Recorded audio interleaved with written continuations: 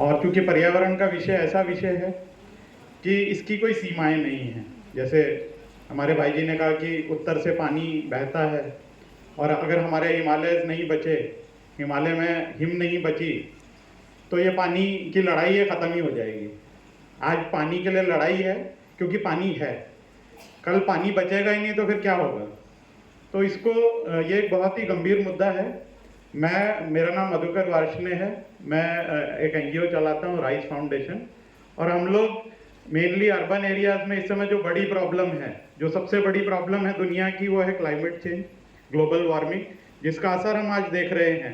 पहले दिल्ली जैसे शहर में या उत्तर भारत में हम सर्दियों की बात करते थे तो हम सर्दियाँ मानते थे जब हमारे यहाँ रामलीला होने लग जाती थी।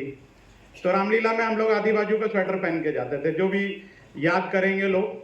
और फिर होली के दिन हम आधी बाजू का स्वेटर पहनते थे, उसके बाद हम बोल देते थे कि अब सर्दियाँ ख़त्म हो जाएंगी। लेकिन आज की जो स्थिति है, पिछले ये 15 साल में ही ये बदलाव आया है कि आज की जो स्थिति है, दिल्ली की सर्दी जो है, विकट सर्दी जिसको बोलते हैं, वो मुश्किल से 2 महीने की रहती है। तो ये हमारे सामने हो रहा है और हमारी आंखों देखी हो रहा है कि क्लाइमेट चेंज, जो जलवायु परिवर्तन है, हो रहा है। इसके पीछे के जो बड़े रीज़न है जो है वो कुछ इंडस्ट्रियल रिवॉल्यूशन जो हुआ, तो पिछले 100-150 साल में कार्बन का जो कार्बन डाइऑक्साइड या ग्रीन हाउस गैसेस का उत्सर्जन है, वो इतनी मात्रा में हो रहा है कि ये हमें प्रभावित कर रहा है, जिसका एक बड़ा सोर्स शहरों में, अर्बन एरियाज है, दिल्ली है, मुंबई है, या आपके बड़े शहर जैसे काठमांडू हो गया, उनमें जो है कूड़े के ऊपर बातें बहुत हो रही हैं। कूड़े के बड़े बड़े पहाड़ दिखते हैं, आप दिल्ली में घुसते ही आपको स्वागत होता है, जबकि यही काम हम उत्तराखंड, हिमाचल, नेपाल में जाते हैं तो वहाँ के हरे पहाड़ हैं, हमारा स्वागत करते हैं। लेकिन दिल्ली में स्थिति उल्टी है। तो मैं और मेरी संस्था जो है पिछले 10 साल से कूड़ा प्रबंधन पे काम कर रही है, और इस पे हम लोग अर्बन एरिया में, अब हमारा स्थिति ये होने वाली है कि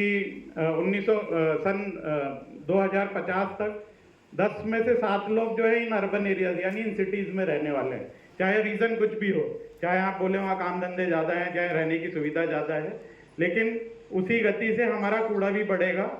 तो पर्यावरण संरक्षण के अंदर कूड़े की व्यवस्था, कूड़े के ऊपर काम करना अब हर किसी की जिम्मेदारी हो गया है। पहले हम इस पे ध्यान नहीं देते थे। क्यों? क्योंकि पहले स्थिति अलग थी। सन 1985 से पहले हमारी स्थिति अलग थी।